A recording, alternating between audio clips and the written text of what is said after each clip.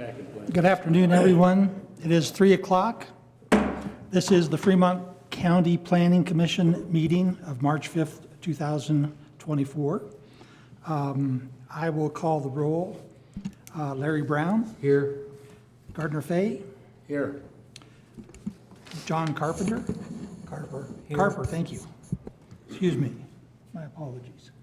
Rudel Mergelman. Here. Travis Payne. Here. Dale McCullough. Here. And myself. Also note that we have Dan Victoria and Joanna Cole from our staff present. Please join me in the Pledge of Allegiance. I pledge allegiance to the flag of the United States of America and to the republic for which it stands, one nation, under God, indivisible, with liberty and justice for all.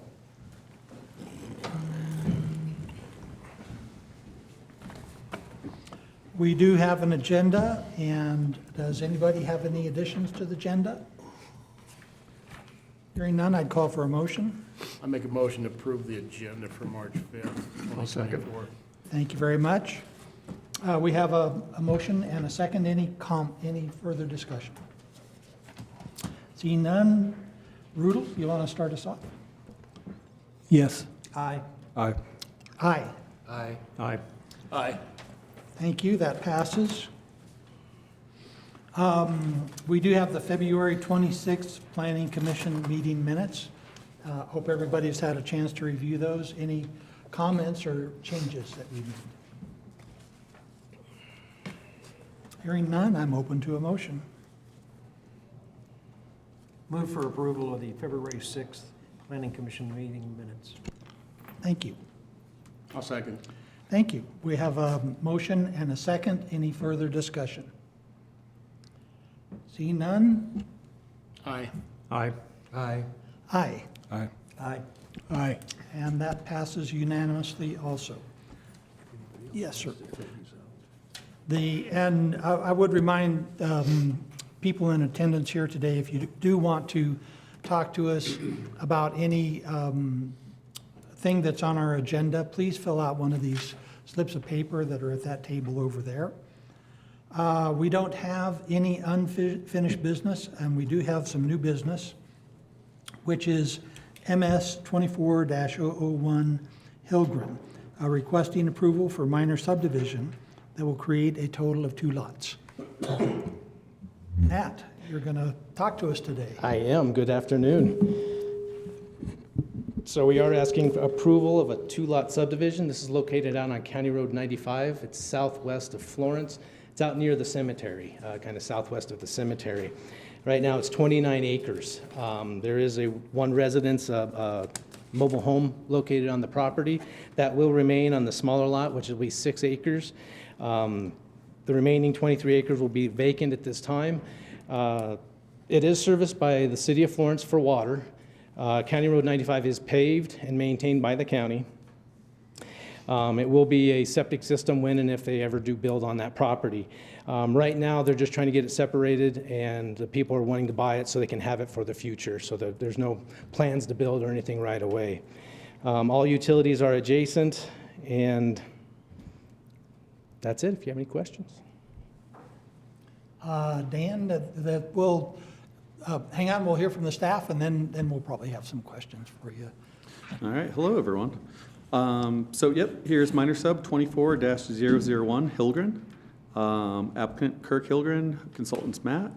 Lot 1 will be 23 acres, lot number 2 is 6 acres, and the lot is located in the agricultural rural zone district off of County Road 95. The lots meet minimum requirements for that zone district. Lot number 2 has improvements of a dwelling, a garage, and 2 sheds. The applicant has requested a variance from subdivision regulations, Appendix 1I design standards, and A, where it states wherever possible, the depth of the lot should not be greater than twice its width. The applicant's waiver or variance request read the lot currently does not meet the Fremont County zoning resolution design standards. Wherever possible, the depth of lots shall not be greater than twice its width. This cannot be met. The layout allows for positive use in larger sizes for possible ag uses. Please allow us to discuss with the Planning Commission. The layout is the agreed-upon layout by the owner and the future purchaser of Lot 1. Applicant had 2 deferment requests.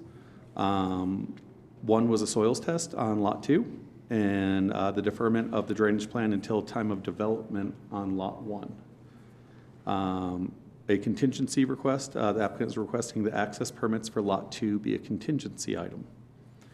The Fremont County engineer had time to review this, and they stated that a drainage report is unwarranted at this time because there's no change in the drainage discharge peak flow from any development being proposed. So a deferment should be noted on the final plat with submittal of the drainage plan due upon application for a building permit. And the Fremont County building official stated due to the size of the lots being created, it appears that this will be able to accommodate an OWTS. Therefore, there are no objections to the requested deferral. FCDOT, the applicant will be required to submit a driveway access permit for the new lot. In viewing the map of the existing home, it is clear that there are 2 access points from CR 95. So the lot with the existing home will be required to submit 2 access permits for that lot, 1 for each point of access. Planning and Zoning Department recommendations. Planning and Zoning does not recommend the variance from subdivision design standards. Wherever possible, the depth of lot should not be greater than twice its width. We do, however, recommend all 3 deferments, deferring the drainage plan until the time of development. Address issuance application applied for at time of development of Lot 1. The driveway access applied for and approved at the time of development of Lot 1. And we do recommend a contingency that the driveway access permits for both access points be applied for and approved for Lot 2 before recording the Mylar. And there's my staff report.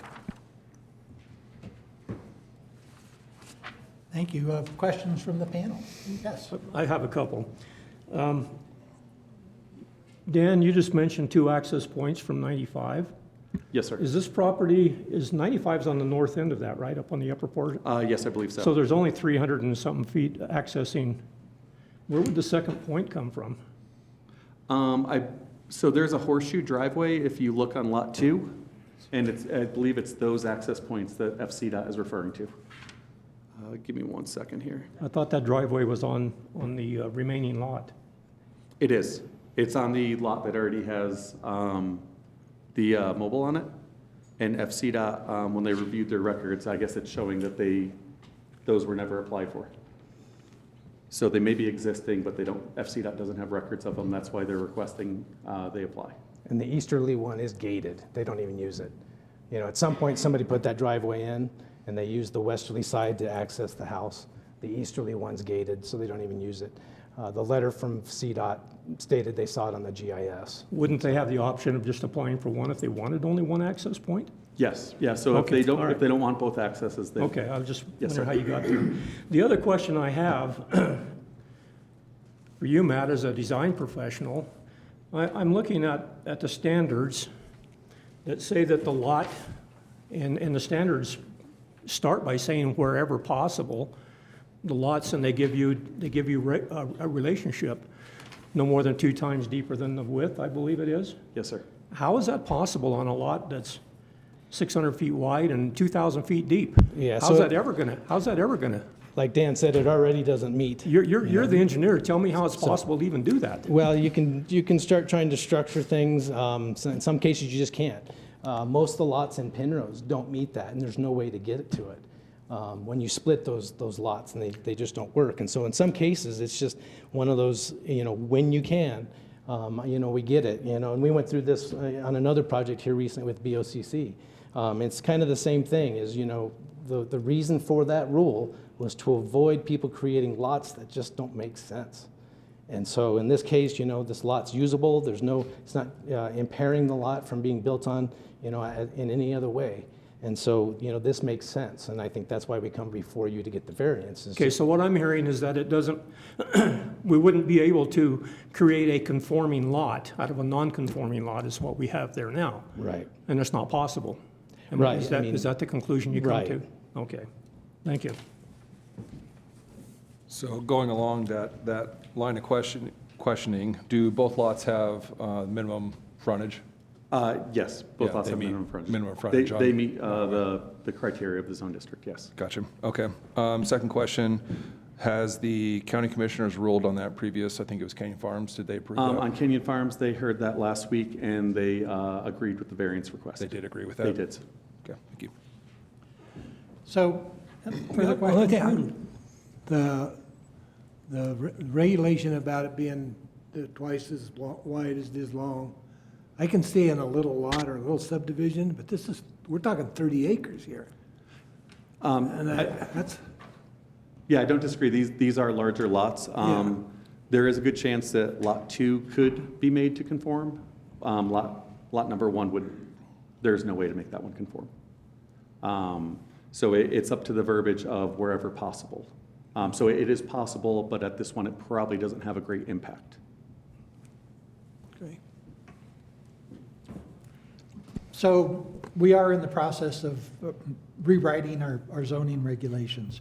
This seems like an area of perhaps a fertile ground here, because the issue is if you have a minimum lot width requirement for access, and you're subdividing a lot, as long as you meet that minimum access, you should be able to subdivide the lot, or, so that you have two with both each having the minimum access. Because if we had a lot here that was 3,000 feet on one boundary and 200,000 feet on the other boundary, we still couldn't divide it up such as this is, because it wouldn't meet the requirements. Yes, sir. So there's a size, the point I'm making is that there's a size issue here. You get to a certain smallness, then you've got problems by the 2 times the width requirement. Okay, I mean, that's where that should come in. But if you have large lots, it seems to me that our regulation should allow some, recognize that. And here we have a legal non-conforming lot as it is. They're requesting to further subdivide it. And so we have a similar request later, I think, that we'll be looking at as far as requesting this board to do something that may not be in conformance with the regs. It does say wherever possible. Matt, do you have any other comments or any other questions from the board? Done at this time. No, so one thing I can say is I do have a copy of the subdivision regs on my desk, and this section does have a sticky note next to it to look at when we move on to that section of the regulations. Great, So great. Thank you. Needs a bunch of sticky notes. there's a lot, sir. And so would you restate your position for the record, Matt? Why is this not a case where it is possible? So it says whenever possible, the depth should be not greater than twice its width. And the reason why it's not possible here? So the biggest reason is what the owners and the buyers want and the actual usefulness of the property. In this case, Lot 1 is going to remain a lot of agricultural use. And so they want to make sure they have the grounds and everything for that situated in a good way. And it gives a good positive use for both lots, so. Okay. What's the commission's pleasure here? I would move for approval of MS 24001 Hilgren. This is very similar to the one we've had previously, which subsequently was approved by the board. And as I recall from our discussion the last time, the only concern on the staff side, other than how the regs are set up, is the potential irregularity on the back side. And that, again, is not what we've got here. So I make that motion. Any deferments on that motion? You have no concern with the deferments? No, not at all. Yeah, with the deferments, thank you, As presented? as presented. Yeah, I think it would be with the variance deferments as well as the contingency. Okay, we've got the motion. Do I hear a second? Sorry, it's a long ways down here. Yeah. We're voting on allowing the variance request. Yes. Okay, With the 3 deferments okay, and I will second that. And one contingency. And what? and 1 contingency. Thank you. Thank you. So that's the motion. Do I hear a second? I just did. Thank you. Thank you. Any further discussion? Rudel, you want to start us off? Aye. Aye. Aye. Aye. Aye. Thank you. You're welcome. Okay, and now we move to ZC 23-003, TK Processing, with the applicant consultant, George Hall. George, you want to talk to us?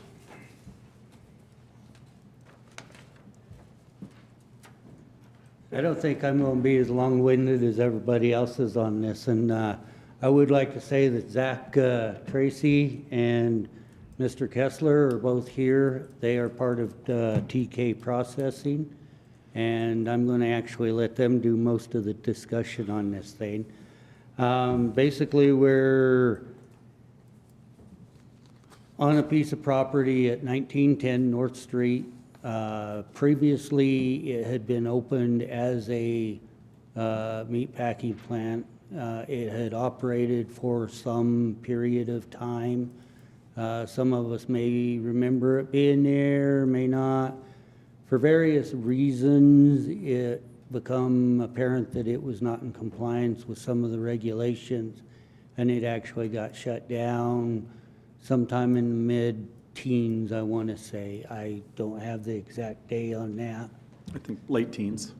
Okay, whenever it was. So what we are doing is we're bringing it into compliance status, making the acreage to the right size, bringing certain other things to compliance, and that's why we're here. I would like to ask Zach and Mr. Kessler to come up and actually give you a little briefing of the process and what have you, so you can hear it from them.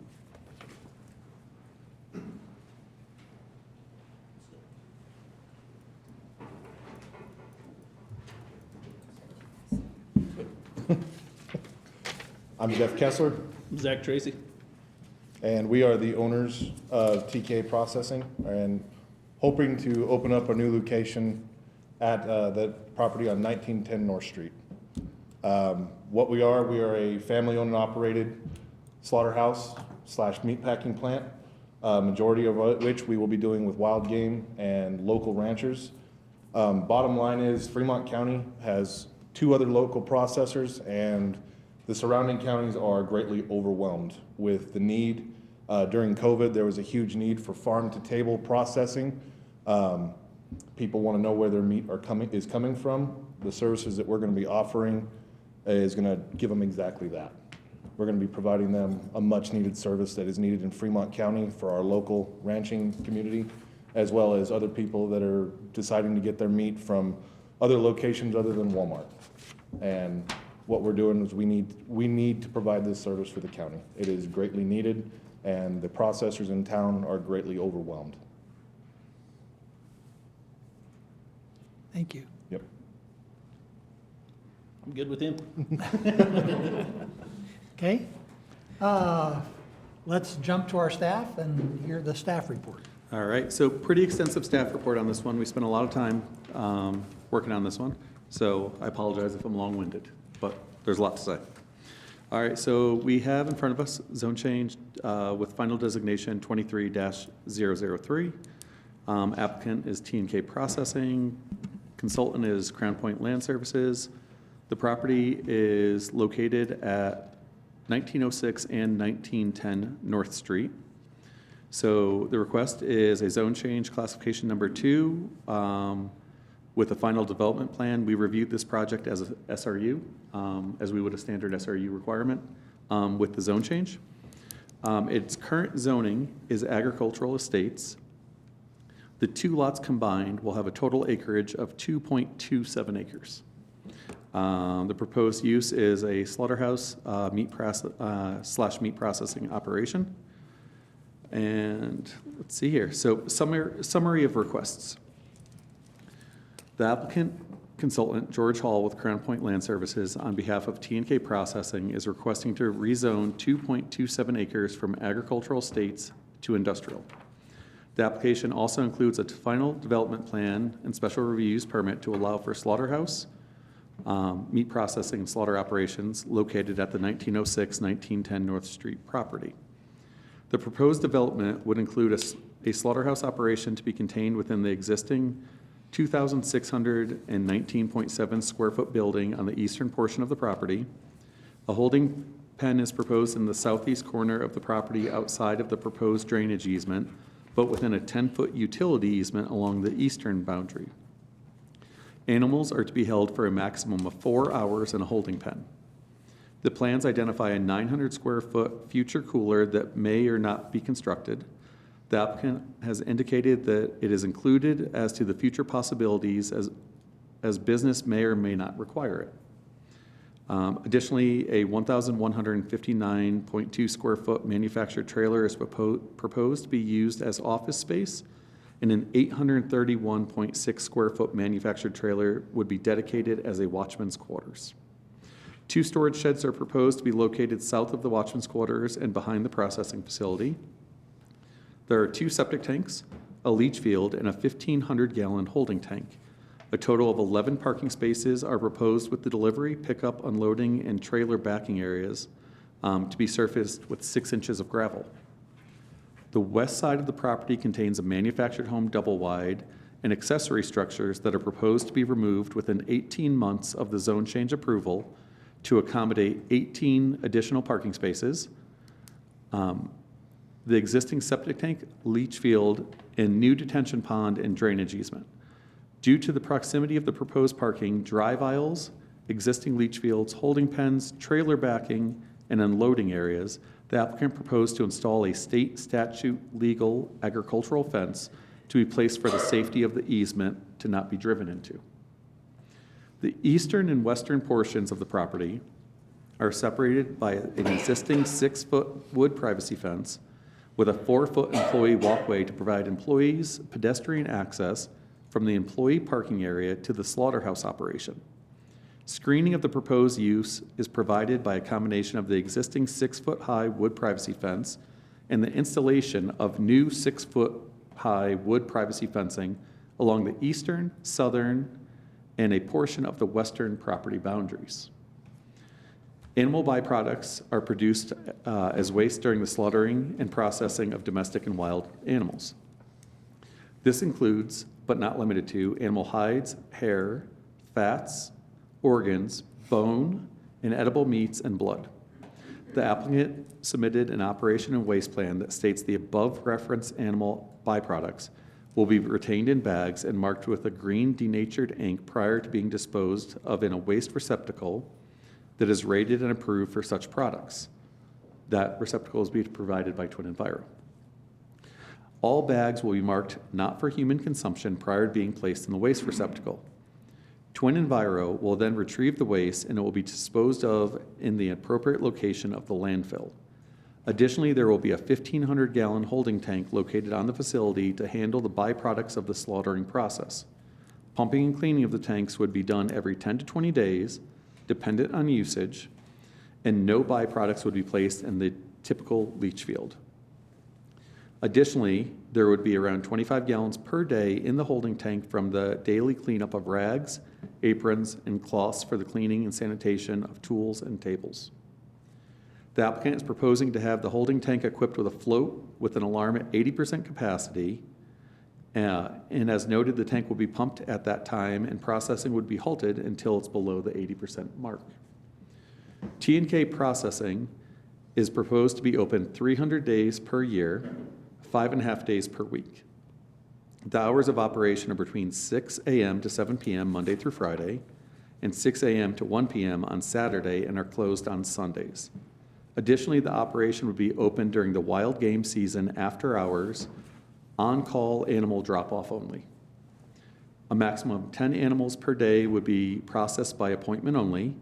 There is a maximum of 10 customers per day that would come to the operation for delivery, and 10 customers per day for pickups. A maximum of 10 employees would work in the operation. The watchman's quarters occupancy is limited to a person who either owns the primary use or is employed as a manager, maintenance person, or similar function. Background and site characteristics. The subject property is zoned agricultural estates, which allows for limited agricultural purposes with appropriate single-family residence and accessory uses, and provides separation from business and industrial uses. It consists of 2 lots, one with the address of 1906, which is 1.01 acres, and the other at 1910 North Street, which is 1.26 acres. The subject property has a total of 11 structures with 2 separate existing gravel driveways off of North Street. The property at 1906 North has a 1,157 square foot manufactured home double wide and an 1,870.5 square foot accessory structure, including a shop, accessory structures, sorry, including a shop and sheds used for storage and other personal uses. There is an existing 6 foot high wooden privacy fence that extends west from the double wide to the west property line. Said fencing follows the western property line for approximately 50 feet. The rear portion of the lot has approximately 120 linear feet of privacy fencing. There were code violations due to the accumulation of unregistered vehicles and junk, trash, and debris. As of October 16th, the code violations have been cleared. The property at 1910 North Street has 2 manufactured trailers.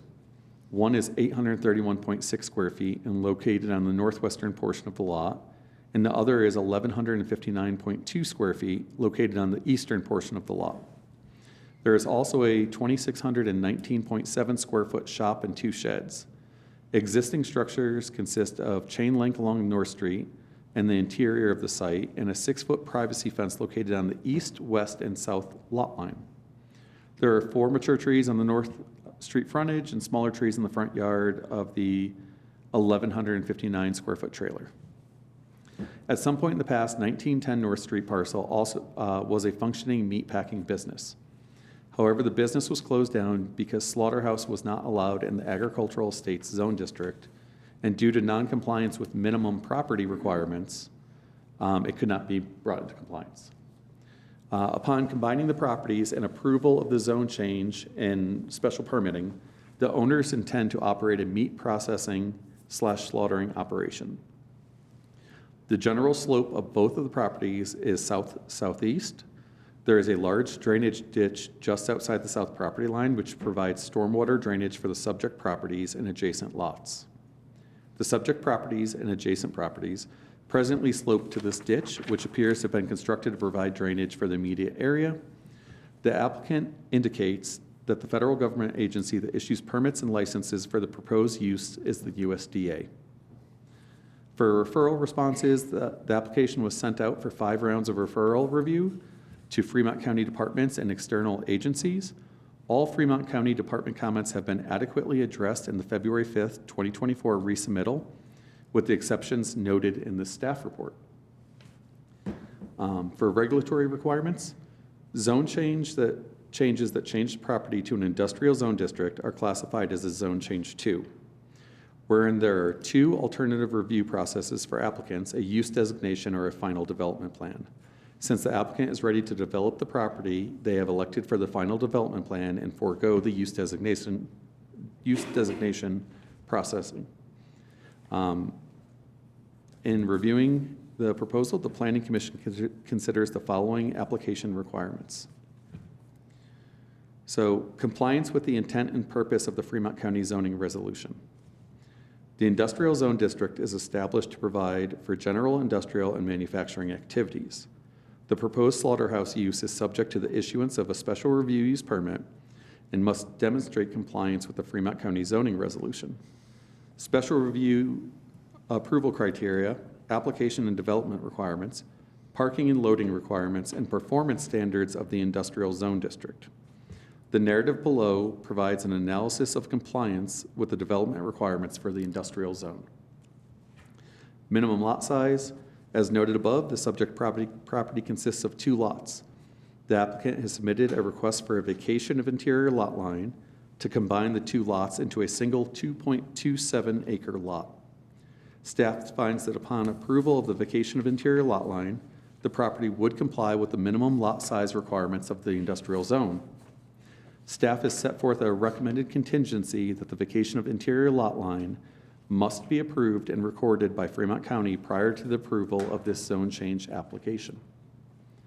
For maximum building height, all structures are below the 50-foot building height limitation as set forth in section 4.17.5.2 of the Fremont County zoning resolution. For maximum lot coverage, the proposed lot coverage is 5.67%, which is below the maximum lot coverage limitation of 65% in an industrial zone. Lot width, both lots exceed the minimum lot width of 100 feet of the industrial zone district.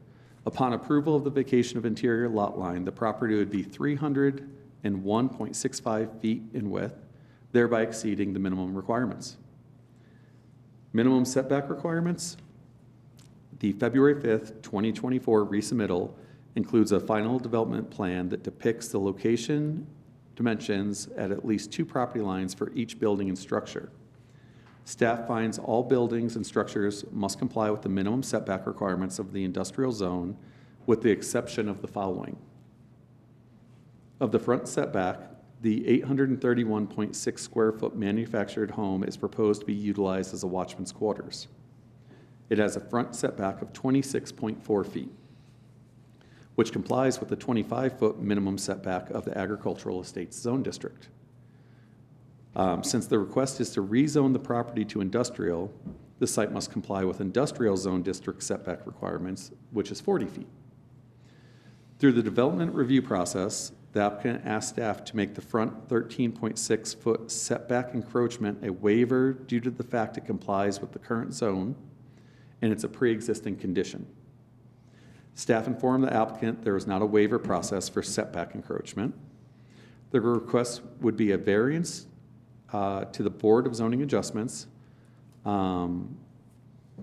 Alternatively, an application for a non-conforming use status might be a preferred path to provide relief. The application procedure is an administrative process through the Planning and Zoning Department.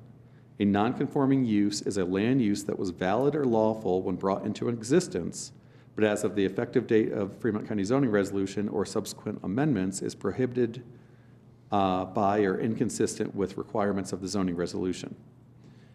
A non-conforming use status application form was provided to the applicant. The applicant has indicated that when the rezoning is completed and approved, then they will submit for a non-conforming use status for the structure. Staff finds that approval of either a variance for BOZA or a non-conforming use status application be an approval contingency of this zone change number 2. Side setbacks, there's an existing 98 square foot shed located in the eastern portion of the property that encroaches into the required 10-foot setback. The applicant has indicated the shed will be used for cleaning and sanitizing supplies and would be relocated behind the processing building 33.6 feet from the eastern property line in accordance with the setbacks. Because of the use of the shed, staff recommends the shed be relocated prior to the operation of the facility. Staff has provided a recommended contingency for that. For performance standards, the final development plan depicts a freestanding sign located along the North Street frontage near the customer and watchman's quarters access. In the written response to review comments, the applicant stated the sign will be 32 square feet or 4 foot by 8 foot on a post no higher than 6 feet tall and will not be illuminated other than ground solar. The sign is labeled on the final development plan with a note stating sign with solar ground lighting. Per the industrial performance standards, one freestanding sign for each street frontage announcing the name and insignia of the company on the property is allowed but shall not exceed 32 square feet. Signs are allowed to be illuminated, however, said illumination shall not direct light into any public roadway or adjoining properties. It appears the applicant intends to install a freestanding sign in conformance with the zoning resolution, but the dimensional specifications need to be provided on the final development plan by labeling or noting the dimensions, type of sign, square footage, and height. As such, staff recommends the dimensional specifications of the freestanding sign be identified by label or note on the plan in accordance with the zoning resolution. A recommended contingency is provided. For off-street parking and loading, the final development plan depicts a minimum required parking spaces by use in compliance with the zoning resolution. So for this operation, there would be a required minimum of 19 spaces. The proposed parking spaces by the applicants is 29. So they're exceeding that. All right. Per section 5.3.2 of the zoning resolution, surfacing for all industrial off-street parking areas shall be graded and surfaced to control dust. The driveway and parking spaces shall be asphalt or concrete unless waived by the board. The final development plan depicts the driveways, customer and employee access areas, delivery and unloading spaces, and parking spaces to be surfaced with 6 inches of gravel, and the applicant is requesting a waiver from the surfacing requirements. Throughout the development review process, staff has raised concerns about the potential of motorized traffic driving along the drainage basin, drainage easement, or leach fields, as having a gravel surface would provide no indication to customers or employees to avoid those. The applicant revised the final development plan to include fencing around the drainage base and easement, thereby alleviating the engineer's concerns. However, driving and parking on the leach field remains an issue. Paving would be better, but a significant cost because of the size of the area. The project engineer suggests a compromise that includes curb sections on portions of the drive aisles to keep vehicles off the leach field.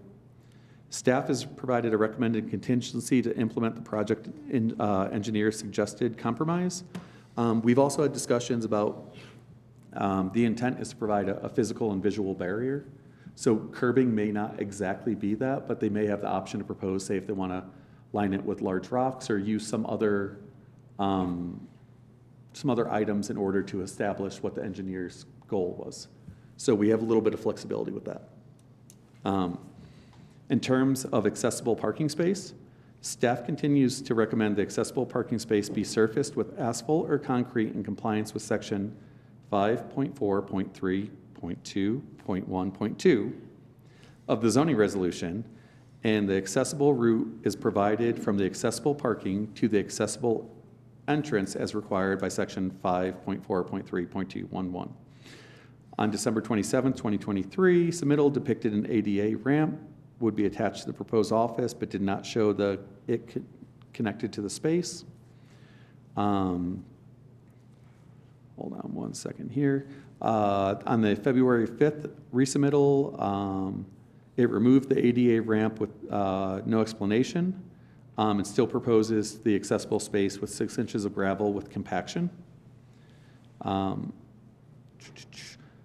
Planning and Zoning Department staff and project engineer maintain that compliance with the parking space requirements for individuals with disabilities as set forth in the zoning resolution is not just a matter of convenience. It's a fundamental aspect of ensuring people with disabilities would have right to access the building. As such, staff recommends the applicant revise the final development to surface the accessible parking space with asphalt or concrete and depict an ADA ramp connecting the accessible parking space to the entrance of the building in compliance with the ADA requirements. Staff finds once all recommended contingencies are addressed, the proposal would demonstrate compliance with the intent and purpose of the zoning resolution. For conformance with the Fremont County Master Plan, the Fremont County Master Plan is an advisory document required by state statute, and it contains goals and objectives that are used to guide land use decisions. The subject property is located in the Urban Growth Planning District. Staff finds the proposed rezoning advances several countywide goals and objectives, including transportation. Payment of the annual roadway impact fee implements the transportation goal of maintaining a safe, functional, low-maintenance, and cost-effective countywide transportation system by relieving the county from absorbing the cost of road repairs and maintenance stemming from increased traffic generated by the slaughterhouse's use. Urban and rural development. Once all recommended contingencies are addressed, The proposed rezoning and special reviews would result in the preferred development that controls public costs by minimizing road maintenance and environmental disturbance. Implementation of commercial and industrial development strategies include the submittal of a roadway impact analysis and on-site wastewater treatment system and disposal system plan, along with detailed and operational characteristics of the special review use on the final development plan, and it offers some sufficient information to assess whether the proposed use would minimally affect public water, sewer, and transportation systems. The industrial development includes plans to address stormwater drainage issues, including measures to protect the integrity of required drainage easements. For economic development, the proposed rezone and special review use furthers economic development objectives by widening the existing economic base with development activities that provide sustainable employment opportunities and the addition of 10 new jobs within the county. Water, sewer, and utility services. The proposed development has demonstrated it has access to adequate, dependable, and cost-effective water sources and sewage disposal for the proposed use. For evidence that there is a public need for the zone change, the applicant's justification for the rezoning included the statement that the need is great for a slaughter processing plant to be established in the community with cost-effective services being provided. Additional facilities are needed to better accommodate the demand for meat process, slaughtering operations, and noted a lot of county residents are leaving Fremont County to have processing services done. They further note the property is precisely set up for a meat processing slaughter type facility, even if it wasn't allowed wherein it was in operation for several years before the county placed a cease and desist order on the operation. The applicant intends to rectify the non-compliant status of the facility by bringing it into compliance through this application. Staff acknowledges the need for meat processing slaughter operations as they play a key role in adding value to the agricultural products, meeting consumer demand, and contributing to the overall food supply chain. As evidenced by the applicant's desire to bring the slaughterhouse operation into compliance, through the development review process, the public need for a zone change exists. Evidence that the zone change will be a county or neighborhood benefit is that it will tend to preserve and promote property values in the neighborhood. The applicant notes that supply in great demand currently as most county residents are going out of town for services. It would provide up to 10 jobs for the community. Although no evidence was provided, the applicant asserts that there will not be any detrimental effects on property values with the approval of the zone change, and all of T&K processing values align with the Fremont County Master Plan. Further, there will be no negative impacts on the county, its current citizens, or service providers with its level of cleanliness. With T&K processing paying the annual roadway maintenance fees, the added traffic will not bear any extra expense to the citizens of Fremont County. Staff finds the additional land is needed in the proposed industrial zone district to accommodate meat processing. While the special reviews permit approval process will ensure objectionable influences typically associated with these types of operations are appropriately mitigated, and the site is brought into compliance with the Fremont County zoning resolution. For evidence that the proposed zone change and proposed use will be in harmony and compatible with the surrounding land uses and development, staff has found the subject property is surrounded by single-family residential to the east and west, as those parcels are zoned agricultural estates. The property to the north is a gun club and is currently vacant land. The properties to the south and southwest are substantially industrial in nature and include contractors' yards, Fremont County DOT, County Road and Bridge, and self-storage facilities. The proposed zone change to industrial would be in harmony and compatible with adjacent industrial zoning to the south and southwest. The proposed slaughterhouse use may be found to be compatible with the surrounding land uses and development in an area once all objectionable influences/impacts typically associated with slaughterhouses are appropriately mitigated through this permitting process. For special reviews permits, the special reviews permit review process is utilized to determine if a particular use is appropriate in a particular district, depending on the location, nature of the proposed use, character of surrounding development, traffic capabilities of adjacent streets, and potential environmental effects. The special review purpose is to provide review of such uses to assure that they are compatible with surrounding land uses and are not in conflict with objectives of the zoning resolution.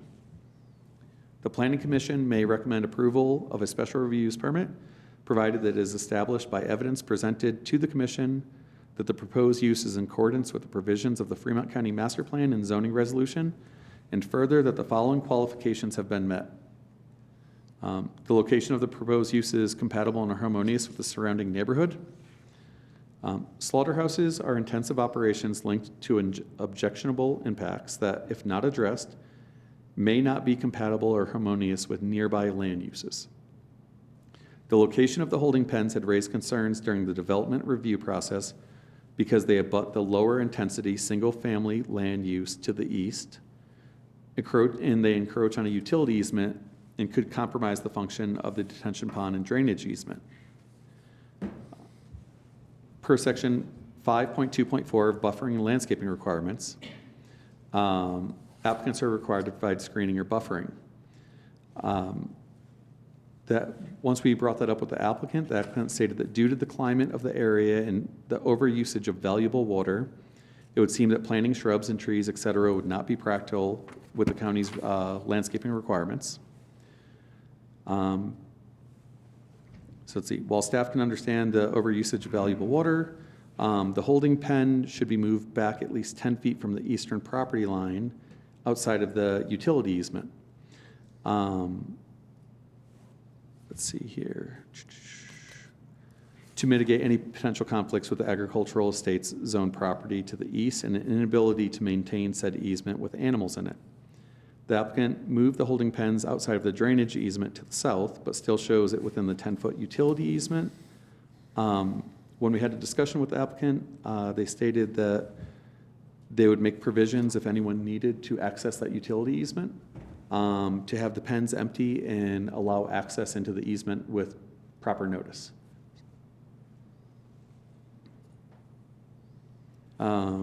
Staff finds the proposed 6-foot wooden privacy fence located on the southeast and west property boundaries provide adequate screening of the slaughterhouse use.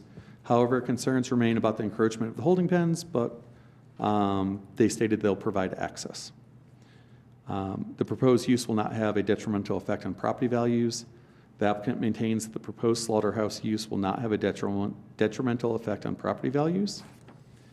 The proposed site and uses will not impair public health, welfare, prosperity, and safety by creating undesirable sanitary conditions, overburdening of utilities, or adverse environmental influences.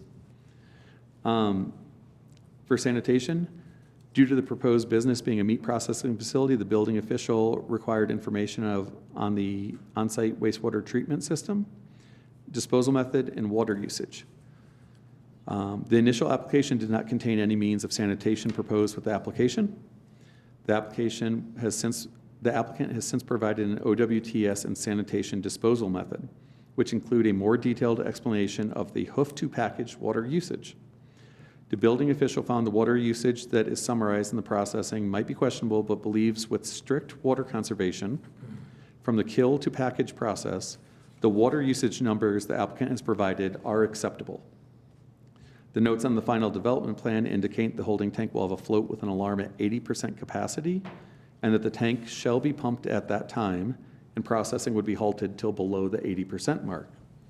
However, the building official indicated that the application will need to change the high water alarm warning to sound off at 75% of the vault, per section 12.C.9 of the Fremont County OWTS regulations.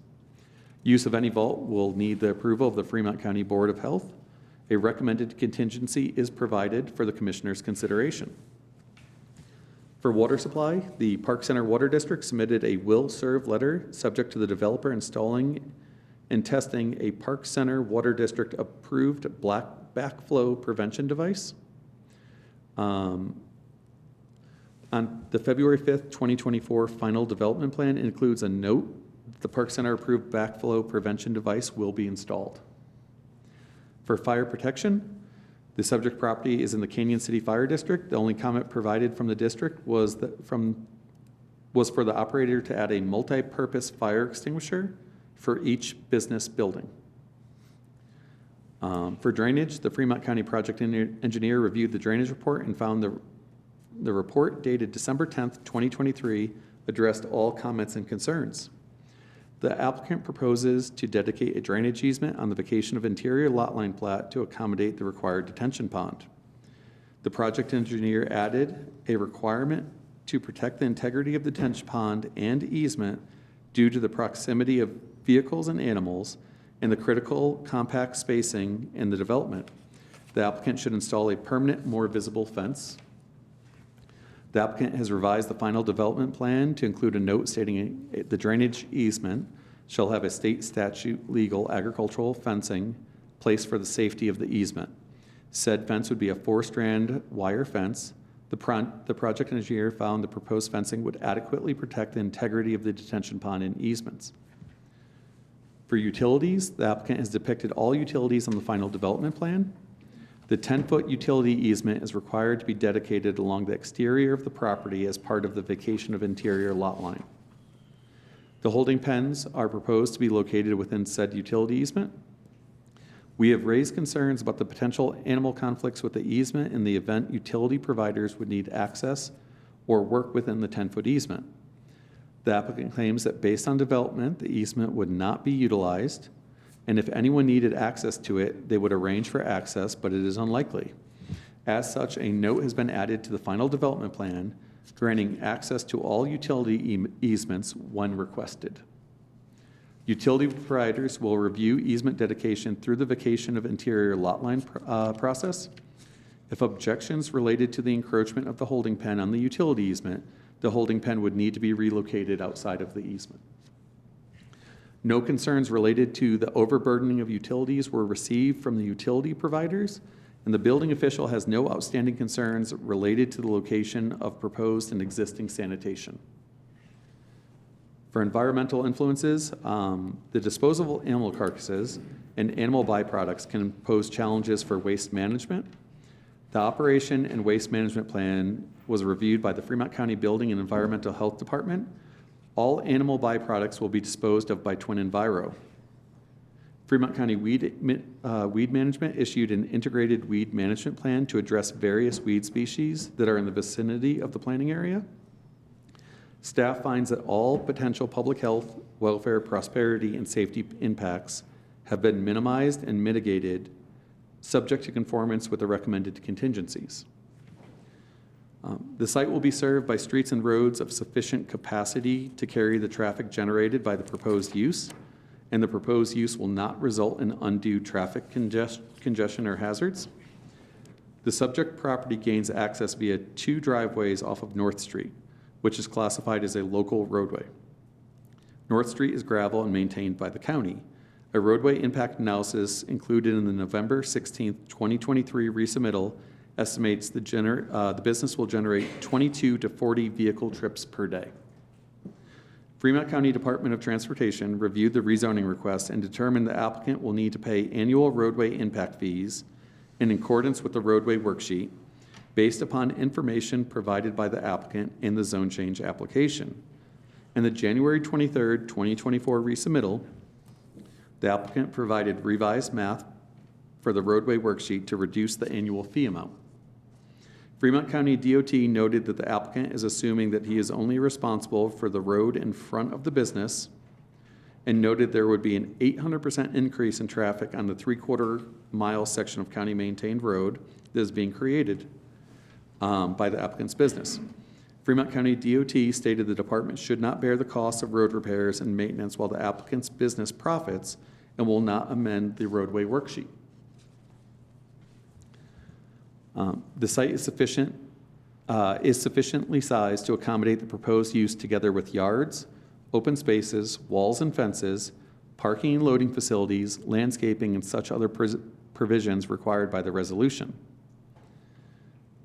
The February 5th, 2024 resubmittal depicts all drive aisles in conformance with the Fremont County zoning resolution, with the acceptance of the trailer backing area abutting the drainage easement that is 14.4 feet wide. The applicant has indicated that the trailer backing area is strictly a pull-up and back-in area to unload. Once unloaded, the vehicle will back out and adhere to the drive aisle. Based on the input from the applicant, the trailer backing area would not function as a drive aisle, and the 14.4-foot width is adequate to accommodate the proposed function. Additionally, with implementation of the project engineer's recommendation for drainage easement protection, staff finds there would be sufficient size to accommodate the unloading of animals into the holding pens. The site is 2.27 acres and is sufficiently sized to accommodate the proposed use together as required by the zoning resolution, subject to completion of recommended contingencies. The proposed use, if it complies with all conditions on which approval is made contingent, will not adversely affect other property in the vicinity or the general health, safety, welfare of the inhabitants of the county, and will not cause significant air, water, noise, or other pollution. For air, the slaughterhouses typically emit air pollution such as ammonia, particulate matter, or volatile organic compounds from animal waste. These pollutants could contribute to foul odors of air quality degradation. The applicant indicated that that odor aligns with the Fremont County Master Plan by garbage pickup 2 times weekly by Twin and Biro, and with extra pickup available as needed to minimize odor. All other odor-causing agents will be handled with sanitary plans in place. Approximately 32% of the site is proposed to be surfaced with gravel, including the drive aisles, customer service, and employee access areas, delivery, parking, unloading, and trailer backing areas. The Fremont County zoning resolution sets forth the requirements to surface all industrial off-street parking with asphalt or concrete to control dust. The project engineer supports the waiver from surfacing requirements because gravel would be better for stormwater drainage, as assumed in the drainage plan. If the board does not grant a surfacing waiver request, the project engineer would need to check the drainage plan based on the increase in impervious surface. For water, public water is supplied by Park Center Water District, wherein no concerns were raised about adverse effects on water. For noise and vibration, the applicant indicated that the slaughtering and processing will not create noise or of vibration discernible off-site, as these adverse effects are limited due to animals being held in holding pens for a maximum of 4 hours. The rest of the processing is completed indoors. Lighting and glare, the applicant's response to review comments indicate that lighting would be placed for security reasons on buildings. The purpose of the watchman's quarters is to supply on-site security with motion sensors for additional security. Lighting of the proposed sign is proposed to be illuminated with ground-lit solar directed only at the sign, and a note has been included on the February 5th final development plan that states lighting shall not be directed towards surrounding properties to limit any exposure or glare to surrounding properties or roadway. So the summary of staff analysis and recommendations. Based on the application, compliance with the regulatory requirements of the Fremont County zoning resolution, and the special review use permit approval criteria, staff recommends approval of these requests for the Zone Change 2 final development plan and special review use permit with the following contingencies. The associated vacation of interior lot line must be approved and recorded by Fremont County prior to final approval of this Zone Change 2 application. The applicant shall secure approval of a 13.6-foot front setback variance or a non-conforming use status application prior to approval of this application. The applicant shall relocate the 98 square foot shed in conformance with the 10-foot side setback requirement prior to operation. Revise the final development plan to include the dimensional specifications of the freestanding sign identified by label or note in accordance with section 8.13.3.1.9 of the Fremont County zoning resolution. Revise the final development plan to depict curb sections on portions of the drive aisles to keep vehicles off of the leach field, with one continuous curb around the leach field by the employee parking and an L-shaped curve on the north and east of the large leach field, or other physical barrier deemed appropriate by the department. Revise the final development plan notes to change the high water alarm warning to sound off at 75% capacity of the vault. for compliance with the Fremont County OWTS regulations, and revise the final development to surface the accessible parking space with asphalt or concrete and depict an ADA ramp connecting the accessible parking space to the entrance of the building in compliance with ADA requirements. The recommended findings of fact: based on the analysis included in this staff report and upon compliance with all contingencies, staff finds the following. The applications will comply with the intent and purpose of the Fremont County zoning resolution and the Fremont County master plan. A public need for the zone change exists. The zone change number 2 will be a county benefit. The location and proposed use is compatible with the surrounding land uses and development in the area. The proposed site and uses would not impair public health, welfare, prosperity, and safety by creating undesirable sanitary conditions, overburdening of utilities, or adverse environmental influences. The site is served by a road of sufficient capacity to carry the traffic generated by the proposed use, and the use will not result in undue traffic congestion or hazards. The site is sufficient size to accommodate the proposed use and conformance with the provisions required by the zoning resolution. And the proposed use, upon compliance with all contingencies, will not adversely affect property in the vicinity or general health, safety, and welfare of inhabitants of the county, and will not cause significant air, water, noise, or other pollution. After conclusion of the public meeting, the commission may recommend approval with contingencies, or denial of this application to the Board of County Commissioners. And I'm finally done. Thank you for that. That's pretty thorough. So in terms of the contingencies, do we have a complete listing of the contingencies? Absolutely. In the second to last page of the staff report, it lists the contingencies and 1 through 7, stand by. page 12. Okay, so under summary of staff analysis. Summary of and staff analysis and recommendation. Those are the contingencies. Those are the contingencies. Thank And so you can find that in the second to last page. Thank you. I have. All right. That yes. is one of the things I wanted to chat about real quick. We're pretty much in agreement with all of these contingencies. The only thing we would like to say, instead of there being curb around the leach fields, we were going to present a rock type of landscaping to keep people from driving on it instead of actually putting a curb in. And I would, as I understood the presentation by staff, that would be contingency number 5, revise the final development plan to depict a curb around the leach field or other department-approved installation. Yeah, absolutely. We felt that was fair. The curbing with the So gravel. There's flexibility there. Yes, Yep. I just wanted to bring that up. He mentioned 2 or 3 times about the holding pins inside of the utility right-of-way. The only reason that utility right-of-way is even being done is it's part of the boundary line vacation requirements to get that done. It's one of the things that you have to do in a boundary line vacation. You got to give that utility easement around the property. This property has been developed on the east side of us and on this property, and there are no utility lines running in them utility easements. So I don't believe that having the pins be on them easements, that it is going to adversely affect anybody unless somebody to the south of us wants to come off of the utility lines and extend it down that way. I wouldn't think that would be practical, especially with there being a deep, wide ditch right along the southern boundary of this property.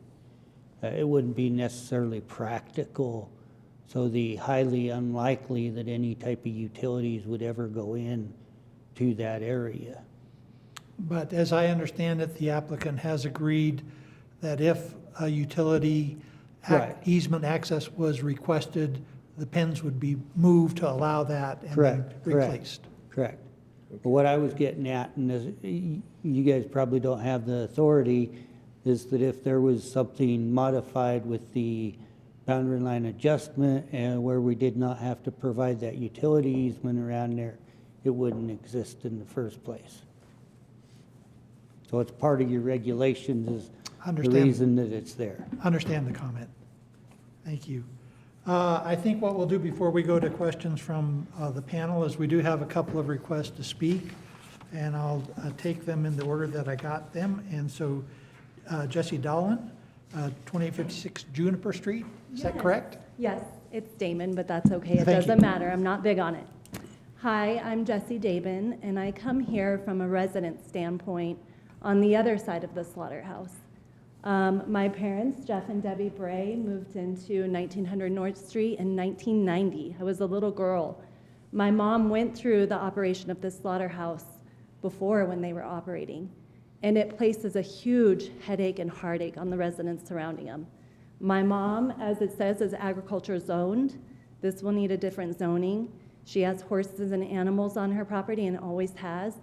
When the last operation of the slaughterhouse took place, the traffic was insane, caused a lot of dust, constant trucks moving up and down that road. And so I just ask for your empathy from a resident standpoint of what it's going to cause on these people who have lived in these homes since the 90s, if not before. The traffic increase, they don't want to pave, there's going to be dust, the sounds of animals screaming and crying while they're getting slaughtered, the blood smells, the increase of insects, rodents, flies that are going to come from the blood and the carcass laying around. And also the depreciation of homes. If you were on the 1900 North Street and you were living on that block, would you want a slaughterhouse right down the street from you? So we're coming from the resident standpoint. We do feel it would depreciate the homes on the block significantly. And we thank you for your consideration.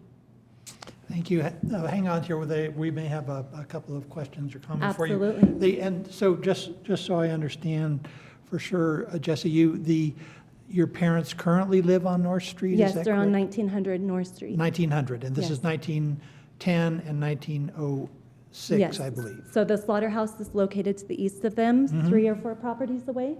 My mom said it's 500 feet away from her home. About 500 feet. Thank you. You're very welcome. Any other questions or comments from the, thank you. I have a question for our applicants. Would your kill floor be inside or out? It's inside. That's what I thought. So the noise of the operation would not be maybe as bad as it was the last time. We're still concerned about all the other things. I understand. They No. talk about operating 7 days a week from 6 a.m. to 7 p.m. That's 24/7 basically, traffic on these roads. You're only 6 days a week, aren't You're you? looking at noise ordinances, how much noise. Excuse me. If you have further comments, please come back to the microphone, Yeah. please. Sorry, he was speaking there, so I thought I could. When we talk about that, we're also talking noise ordinances from these trucks. We all know what these trucks, this is a washboard dirt road. When you drive on it, you hear the clanking and clinging of these trucks. They're going to be filled with animals. It's going to increase the noise. It's going to increase the dust. It's going to be significant changes to these homes. They're already backed by the, DOT behind them, where they have noise coming from that direction as well. So like I said, this is just an empathetic view from the residents who are residing there. Thank you. Thank you. Next, we have Lindsay Camper. Did I get that right? Yeah, you did. Hi, I'm Lindsay Camper, and I am for the butcher shop. I am a local rancher. My husband and I sell between 15 and 20 head of beef a year to local and surrounding areas, to direct to consumer. Unfortunately, the last few years, we've had to take our business out of town. We spend roughly $20,000 to $25,000 a year on butcher fees, and we want to keep that local. We want to support a local family, our local town, community, and all of that. Another addressing the traffic part of that, it does seem like a lot of traffic for local residents. However, where they can only take so many animals a day, I'm one customer. We would be one customer a day bringing in 5 to 10 head of steers a day. That's one truck and trailer. That's not 15, 20. That's one truck plus the employees. Just a different perspective of that. So thank you. Thank you. Any questions or comments from the panel? Just a general one, is there a mobile slaughtering unit operating in this area that goes to the ranch and does the slaughtering and then brings you just the carcass, or is that? There is. Okay, I'm familiar with that back in the Midwest, but that cuts out a lot of that problem of the killing and you probably still have to take the hide and bones and offal, but it cuts the killing out of your operation. We will also, eventually, we do anticipate to be providing a mobile slaughtering service at some point as well. I just want to address one thing that they said. It is only presented to be 5 days a week, well, 5.5 days a week, not 7 days a week, 24/7. Thank you. Okay, we do have our staff report, and any questions, comments from the panel? Yes, John? Is it possible to put a map up there showing the location of the proposed slaughterhouse and the relative distances between the industrial operations and the single-family homes? I'm not sure if I have access to the GIS on this. Give me a couple seconds. Might I suggest the grid map 75? I show on the vicinity map. Yep. Let's see. While I'm driving, let's. Think it's gonna be there, George?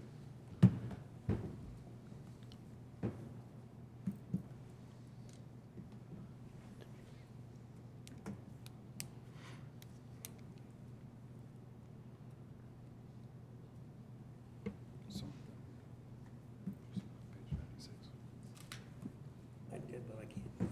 It doesn't tell me what the operation is. I can't. John? I'm trying to understand the close proximity of the single-family homes in the area, as well as the proximity of the industrial. Dan, I think if you go to page 75, there's a GIS map there.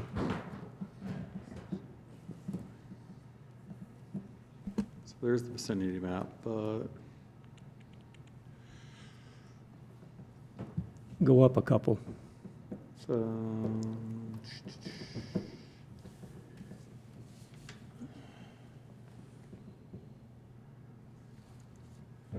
George, while they're looking that up, the hours of operation per day on that 5.5 days, what's that going to be? I believe it was like 6 to 5. Yeah, I'm trying to remember. 6 to 7, Monday through Friday, and then it was 6 to, George, microphone on, 6 to 1? So I'm sorry, what was, I know it's 5.5 days, but then what were the hours of operation? That's what I'm saying. I believe it was 6 to 7, 6 to 6 on Monday through Friday, and then Saturdays it would be, I believe, 8 to 1, I believe. I'm not looking at, I saw something about it, but I wasn't sure. Okay. I know it's in your packet, I just don't have it right here in Yeah. front of me to tell you It's 6 to what 1. we settled on for sure. 6 It's to 1. actually on the map that he had up. Yep, it's 6 to 7, Monday through Friday, and 6 to 1 Saturday, closed Sundays. So it's not a 24. No, it's sir. not a 24/7 No, operation. sir.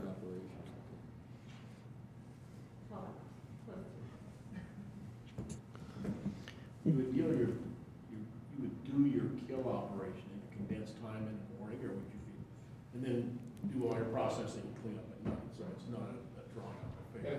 It's also notable, Could you guys stop yourself? We won't be able to, thank you. it's also something we need to consider. We don't kill every day. We have minimum capacity in our coolers. We're killing maybe, of those timeframes, 2 to 3 of those days. That is not to overwhelm our staff during this processing procedure. So this isn't going to be an everyday thing where we provide that. In addition to that, it is all indoors. There will be no sounds of screaming of any type of animal. The animals are quickly and humanely put down. They will not be screaming. There will be livestock sounds while they're being held outdoors for a very minimal amount of time. However, it's also notable that there is agriculture on that as well. Across the street, there are cattle frequently grazing. So the sounds that you will be hearing are not going to be abnormal as to what is already existing as far as the livestock is concerned. Are you already operating or experienced in the game animal processing business? We are both experienced in this process, yes. And you can get experienced people to work for you? Correct. The families that we employ, which is myself and our spouses and our family members, as well as a couple others that will be coming to work for us, are all experienced in this field. I have a couple of questions. What's your projection for how many you're going to process a day? That could greatly vary based on the time of year, because I know we said that we are going to be operating 6 days a week. However, that is also going to be during hunting season. So that is not going to be a year-round time frame. We are basing Can you that- process domestic game the same, or meat the same time you're processing wild game? At the same time, no, you cannot. So you got to close down your domestic operation while you have game coming They in. just have to be held in separate coolers, and that's per USDA They can be in, standards. they can be in the same. Correct, correct, yeah, and Okay. you can process domestic first, clean up, and then you can do wild game. Yeah, so you're thinking about 10 a day, did you say? To process, Say if you had beef, no, you can do about 2 beef a day, you can only do about 2. about 2 beef a Are day. you going to do just beef? You're going to Nope, do we'll swine, do- poultry? We'll do no poultry. No poultry. It'll be beef, sheep, pigs, Pigs, goats? correct. Few in. So that's going to dictate the type of fencing you put in Correct, the facility? correct. I know enough about this to be dangerous. Correct. The other one about it is, most I've been around in, that bothers me a little bit, is the minute the meat comes on the floor, the hoses come on. A lot of water is consumed in a processing plant. When I see septic tank, I just go, wow. Correct. Because you're And going to hang, correct. So their beef will hang for 14 days. but I'm talking about the water consumption Correct. going into a septic tank. Correct. So when we slaughter, USDA standards state we do not have to wash those carcasses. They actually prefer that you don't wash the carcasses due to the potential of getting a virus, the organisms on the carcasses themselves. The only time we'll be using water, we spray the carcasses down a little bit, and then it'll just be for cleanup. Okay. So if I could say one thing, the leach field and the septic system is for human waste, and the vault is for water consumption used during the animal processing. So the vault, everything from the kill to the package and all the cleanup, all of that water goes into that 1,500 gallon vault with that alarm So that that's comes all on. hauled off. That is all hauled off by Twin Enviro. That does not go into that So sanitation no system. water off the floor or the processing goes into the septic system. Correct. It all goes into the holding vault, and Okay. it'll be pumped once that 75 alarm goes off. And are y'all, I know the campers, I know from out from West Cliff, so you're gonna deal with some ranchers, but you're not gonna have contract with feedlots and cattle pots coming in and, No, not at all. Not at all. And per our USDA inspections through the state and the federal government, we're only allowed to house the animals for a maximum of 4 hours until we have to have a vet on our payroll, and we're not gonna do all so that. you can't bring a cow in, you can't bring a steer in in the evening and then leave it for the next It's day. gotta be done within You gotta 4 bring hours. it in the day they're gonna slaughter. it. Correct. Okay. And we did own a processing facility in Texas Creek prior to this. And we've worked on our water numbers, and utilizing a pressure washer helps minimize those numbers quite a bit. What about the packaging? Do you package just for private customers or do you package for commercial? Nope, private only. Private only? Yep, we'll only be a custom exempt And process. are you gonna process like smoke or cure, or We will be, you will be doing that? and that'll all be in state regulations. Okay. You had some questions, Dale? Yes, I do. Regarding that tank you're talking about for the waste, is that gonna be an issue dropping the float from 80% to 75? Not at all. We don't have an issue with that at all. I have a question regarding the meat products. Everything you're going to, that would be called byproducts or whatever, that's all gonna be put in bags? You're not gonna cook any of it? You're not going Nope. to grind it up and try to whatever? No, not at all. It'll all So go, there's gonna be, you're not gonna have any ovens or processing equipment that can heat up like that on the site? not for the disposing of that stuff. Okay, because I've been around dog processing, and it's, the dog food, that can be some nasty stuff. No, we're not into it. We're not into that stuff. No, all of the waste will No be dog hauled food. off-site. None of the waste will be stored on-site for a long period of time. Okay, and then a couple of other related questions, unrelated questions. In your application, did I read that correct, that DOT wants you to pay $3,000 a year for dust control on the road? Yes. And how are they gonna do that? Are they gonna put some kind of a seal on it, or They said they were going to, calcium chloride? yeah, Yeah. do the MAC See, chloride. I think that would kind of mitigate some of the issues that the neighbors between your property and Red Canyon Road would have. Correct, and that'll be from the road all the way up to our property. Okay, and then my final question, I'm looking at the map and I'm kind of wondering, see that big green area up there? Who owns all of that property? That's the gun club. The The gun gun club club owns owns all of that? that. Okay. And then how about the property behind the DOT building there? I haven't heard anybody, other property owners, other than the residents on North Street. Were these people notified that you want a zone change there, or? There was the standard notification of everyone within 500 feet. Okay, because I didn't see that in the application here. Okay, yeah, mailings went out as standard practice. Okay, all right. Yep. Good, all right, thank you. Could I get my question answered? Yeah, George? I didn't get my question answered. I'm trying to understand where are the homes in close proximity to the slaughterhouse and what industrial uses are being, nothing obviously on the gun club, the DOT, I understand that, but what about, It is basically open vacant land right now. It is zoned industrial, but there is really nothing there but a bunch of weeds at this point. I'm sorry, tell me To the where, south. what are you talking about? This right here? The The, eye right there. Is industrial. Okay, He wants to know where the homes are. where are the homes? The homes are The- off to the left there. I believe these people live in the corner lot that you can barely see on the screen right there. No, we're not, we're Right in the middle. We're two doors down. If I can point. yeah, go, I direct can't me. see from back there though. Yeah, go for it. It's too hard. Is it? So mom, direct me if I'm wrong. So this green roof? This one? And the horse shed green, right? Yep. That's all my mom's property. Okay, so that's your Okay. parcel. Yes. Okay. So they're located right here. And they currently have animals on that property, correct? I believe that's what I heard. You guys, there's livestock on there? Okay, yes. So it's, she said 500 feet. What, is it more than 500 feet? I'm just trying to understand it.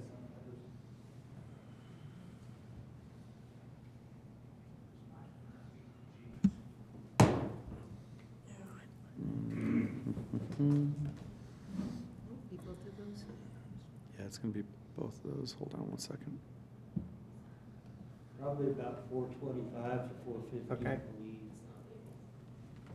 And then the next house, away, farther away, is where? To the farther to the west, yes. So we So are. there's two houses. Yep, so they're at 357 from the far west side, but the, let's see here. So, correct me if I'm wrong, this is, stand by. And was the slaughterhouse in operation in 1990 when they bought the property? No, no. It would already closed Yeah, down? we just moved in 1990. So, We moved on that residence. I believe they first opened up some. Gentlemen, this is, that's the slaughtering location, about where the arrow is? Yes. The building? We were there when it was operating and it was horrible. All right, so they're about 485 feet from the building that the kill actually occurs in. Thank you. Good guess. Other questions, comments from the panel? Do you have That, sufficient electrical capacity to there to run everything? Yes. That industrial to the south, would this be an allowed use in that industrial? Yes. Yeah. Well, With permitting, yes. with permitting, but Yes. in industrial, it is an allowed Industrial use. is one of the few zone districts where this is allowed with either CDP or like they're doing the zone change to make it an allowable in that zone. Yep, understood.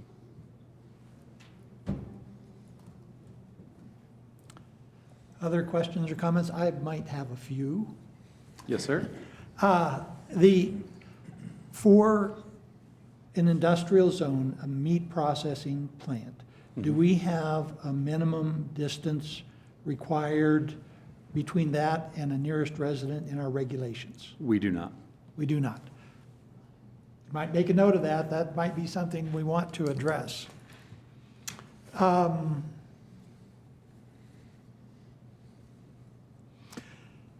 there any rules, excuse me, for storage of byproducts? Are there any rules that you guys are subject to for how long you can store byproducts? All of our stuff that we are going to be disposing of, we don't store any byproducts. They will be disposed of immediately, and they will be removed from the location twice per week. And that's what I'm referring to, the twice a week. So in other words, 3 days, 4 days, something like that is when the dumpster, if I understand it correctly, is emptied. And so are there any rules that cover the storage of byproducts in a dumpster for length of time? The only thing that they have is that it has to be sprayed with a green denaturant to deem it inedible. That's the only. And is the denaturant, that's to make it inedible? Correct. And that doesn't address odor, would that be correct? Correct. Okay, thank you.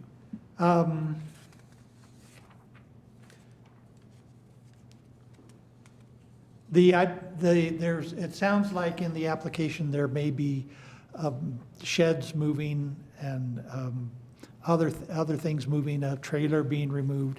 Do you guys have a sequence of construction? How are you going to do that? Do you have something in mind? Do you have some plan? Do you have a written plan for that? In the application, I'm not sure where you're zoomed into right now. There's a existing residence on the western lot. That building there will be removed, and they're giving us 18 months to remove that. There are some other barns and other features on that particular lot. Them will all be gone within that same 18-month period of time. There's a small shed right there. That is being relocated down next to the facilities for storage of cleaning supplies and stuff, whatnot. And that is actually being removed, and you'll see that on the difference of the plan. It's not being removed, it's just being relocated. Relocated. The building setback for the modular home that is going to be used as a watchman's quarters, it currently is within the zoning setbacks that district has, but with going to the industrial, it changes to 40, and that's where that non-compliance comes into. So we will get to you as soon as we give them the preliminary approval, and that will actually take place before they can open up. It won't be moved, it'll just be that non-compliance stuff.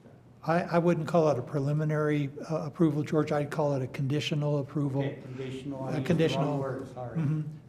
I just want to make sure we're communicating here on that. Right. So in other words, the sequence would be conditional approval, move the building so it's in compliance, and then the zone change is Right, approved. we'll have to put in the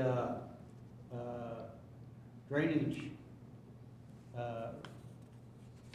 facilities as soon as we get the approval and everything also. Isn't that what your belief is? Yes, sir, you're correct. Yeah, so they would not be able, if approved, they would not be able to start operation until they meet all of the contingency items and have all the drainage installed and everything taken care of. Okay, so a question on that. When would you anticipate being able to process your first animal if this is approved?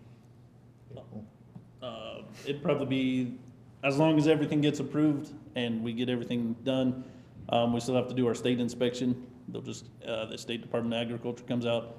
We're looking at probably the end of May. End of May. And you can get all the construction contingencies done in that timeframe? The ones that, yeah, the ones that we have to do, yes. Mhm. They were saying that we could have up to 18 months to get the trailer removed and all the other Understand. buildings. Yes. Okay. Another general, this is a general comment, on the lighted sign, we're talking about having a light pointing up towards the sign.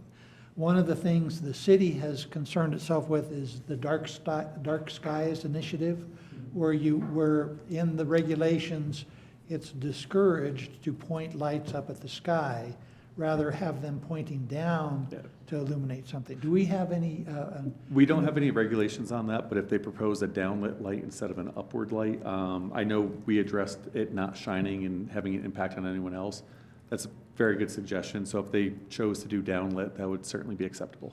Since we don't have regulations, I think it can only be a suggestion.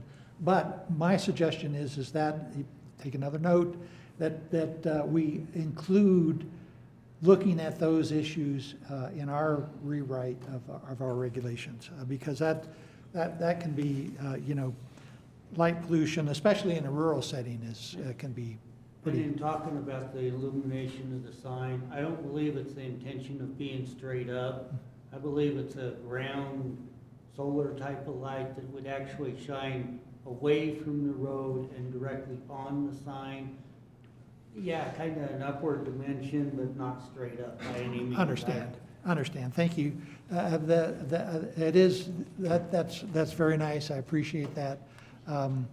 It is important, though, the dark skies, they do have suggestions for those types of things. And we don't have those in our regulations yet, but that's probably something we need to look at. We would agree. We could agree to that. If you guys would prefer that the lighting be pointed downwards. If with you the solar could, illuminator, that would be, that would not be something we have a problem complying with at all. it's not much of a deal. It just takes some 2x4s or something, Thank you. And we have resolved the ADA parking issue, is that correct? I believe so. In talks with applicants, they're willing to do hard surfacing. So it sounded like that would not be an issue. Thank you. Was the previous slaughterhouse ever in compliance? No. Is because they did not seek a permit? They did not seek approval prior to opening. They were in operation for quite some time. Their lot is undersized, so they weren't eligible for a zone change to try and seek compliance. There was a whole host of issues that weren't great. So once a complaint was received, it was pursued by the county, and they wound up closing operations. Okay. I do have a question on the property value issue. Yes, sir. Because one of the things that we require is evidence that the zone change will be a county or neighborhood benefit in that it will tend to preserve and promote property values in the neighborhood. Now, the issue to me, the issue that we've got here is that we have industrial property touching the subject property, and so, by inference, an industrial zone could be extended just based on that adjacency. But in a case like this, where we're being asked to do a zone change, have we sought an opinion from the county assessor on property values? I don't even know if that's an appropriate thing. Perhaps that's something you might discuss with our attorney, whether that would be when we're making a determination on evaluation of properties, perhaps hearing from the county assessor, because they have an assessment handbook that they have to follow that gives them pretty strict rules on how you assess property, and I would be interested in that opinion. So I can let you know that the assessor wasn't asked, but that is an interesting question to raise. And that might be something a box you try to check before the Board of County Commissioners. That's something I absolutely can do. Okay, thank you. A question on, so you're going to be holding live animals in a pen, and there will be manure. How do you intend to dispose of the manure? We'll be, we will be removing the manure with the same method. We'll be shoveling the stalls, and it will go in bags, and it will go in our dumpster and be removed as waste. In the dumpster? Yes. Thank you. You mentioned bags. Will the other animal wastes be bagged? All animal waste will be bagged. Okay. How do you, and this is a little bit outside of our purview here, but just kind of personal interest. Are those pretty tough bags? How do you prevent them breaking and contaminating the storage bin or dumpster that you're putting them in? So the dumpster, coming from a background of environmental safety and health myself, the dumpster has to be rated for the EPA. That dumpster in itself, we could place the animal byproducts directly in. For the efficiency of our operation, we bag all items. In addition, it does reduce the odor once the items are bagged. Okay, thank you for that. Are there any provisions with your waste disposer for cleaning of the dumpster based on inadvertent contamination with animal waste? There's no contingencies at that time. Okay. And I have another question on Twin Environmental, and I think it's for staff. So the applicant has provided evidence that Twin Environmental will be providing the disposal services? Yes. Thank you. Thank you. Is the container, I don't know that I've ever seen one of these containers for animal waste. Is it fairly airtight, or it's not like the plastic lid kind that we're familiar with our household waste? Typically, it is a larger, more octagonal shape. It has a sliding metal door on it because you also have to with it being rural, we also have to take into account bears and other things of that nature. Gotcha. So it is I wouldn't call it airtight, but it's definitely more contained than your average dumpster. Okay. All right. Any other? That's all I had. You mentioned USDA. How often do they inspect you? Once a quarter. Once a quarter? Yes, sir. Do they have to inspect you before you open? They do. Okay. Okay, yes. One quick question regarding the containers for the waste. Does environmental health inspect those? Do they have any concerns at all about that? Not to our knowledge. They haven't inspected. All of the dumpsters that is provided by Twin Enviro have to meet the standards set by the EPA. So all those receptacles have been previously approved prior to our purchasing them. Does that meet the county's requirements?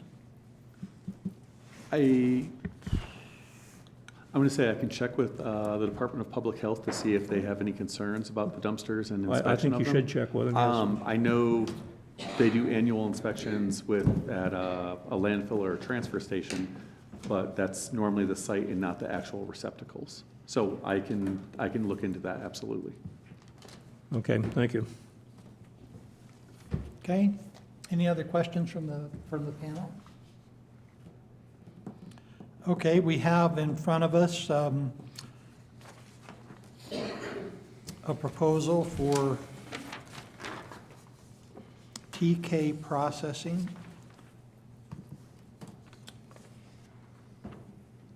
Do I have a motion?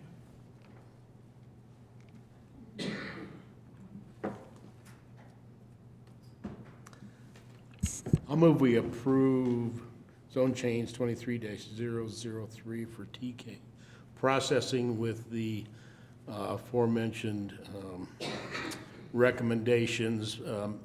And we went ahead with hard surfacing on the ADA area and the ramp, right?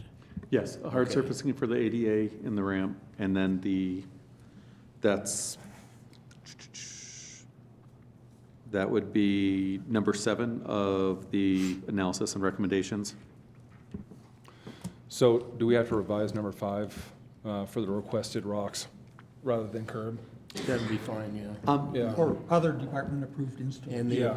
Yep. So So I just didn't see other department Yeah, actually so- listed on. yeah, on the sorry. record. After discussion with them, it was determined that,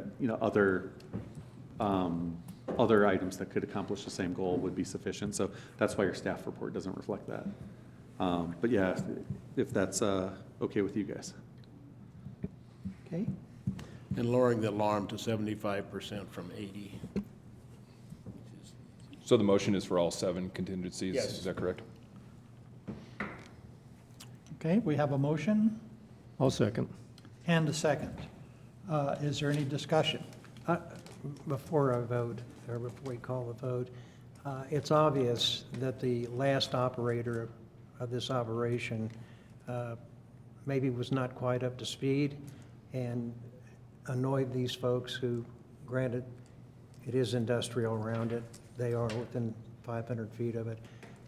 They did not have a good experience, whether or not it had to do with traffic, noise, smell, et cetera. I would just hope that, assuming this is approved, that you will be conscious of that situation and do whatever you can to mitigate those issues. The traffic, to me, would probably be the biggest one, and that's basically telling your customers to slow it down as they're coming down that road. Besides, it tears up the road. Anyway, with that said, I'm done. Thank you. I would add to that, I myself am in favor of this request, but there is for me, a mitigating circumstance, and that is that we've only heard qualitative statements about property values. And that's of concern to me. It seems to me that if that is one of our standards, that it should be something other than qualitative values. But, so based on that, I don't think I can support this, otherwise I would be in favor of it. But I think that's something that we need to possibly cure in the future, is look, and even if this panel does vote this down, the county commissioners can reverse us and have reversed us in the past. So and don't take this as a comment on your operation or anything, because it's a question, for me, it's a question of evidence. And so I'm approaching it on that basis. Okay, we've got a motion and a second. Any further discussion? May I ask a question? On the depreciation of the homes, you talked about getting the assessor to submit a report. If you have a question, I suggest you talk to Dan afterwards. We're not in that portion of the meeting anymore, okay? Okay, Aye. Aye. no. Aye. Aye. Aye. Keep her clean, boys, that'll go a long ways. I don't believe we have any other business in front of us, and so with that, we're adjourned.